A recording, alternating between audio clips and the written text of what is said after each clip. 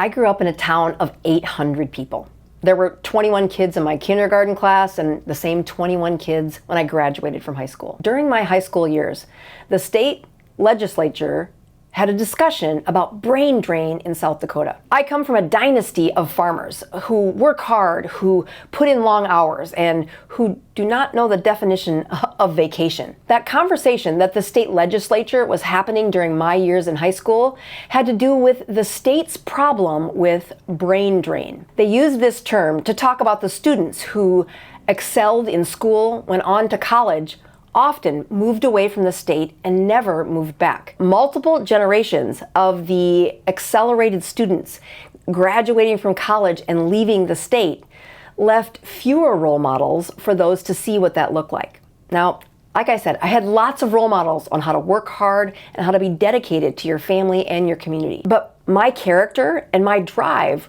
were highly influenced by the role models around me. And that also happened in medicine. As I headed off to college, I sought a 4-year degree, and I would be the first in my family to achieve that. As I reached further into the drive and ambition to be a physician, that competition for medical school was a level up. As I adapted to that culture, that competitive nature of medical school, I wanted to be the best. When I got to the part of my career where they said, what kind of doctor do you want to be? It was a very difficult decision. That drive to be great often correlated to those who had the highest subspecialty. Getting into medical school is the first big step. But the next major step is the competition to land the residency that is associated with the type of physician you want to be. The people who get the highest matches are the ones who have the highest grades. So that competition, that drive to be great is powerful in medical school. And once you get into a specialty, the competition continues. You now pick an area of the body that you're going to become a master of. And the longer you stay in that training, the more specialized you are in that profession. In other words, the smaller the real estate of the body that you are the best at. And then my competitiveness, played out well as I competed to get into medical school and then competed further to get the type of residency in the area I wanted, and then maybe to be in the specialty that I wanted. So I'm in my 3rd year of residency as an internal medicine physician. And I chose that area of medicine, because I wanted to be able to answer the questions that my parents were asking me. They would ask me questions and I would want to be able to not just answer it a little bit. I wanted that full explanation of why it was happening, what's the pathology behind it, and what are the mechanisms that we need to change in order to improve it. And I flourished in that area. The competition and drive to subspecialize, it got to me too. In my 3rd year of residency, I gladly got pregnant with our first child. And although I was expecting it, I wasn't expecting to be pregnant that quickly. So there's this moment halfway through my final year of training as an internal medicine physician, and my application is in to be a higher specialist, to be part of a critical care team. And I really wanted to do that.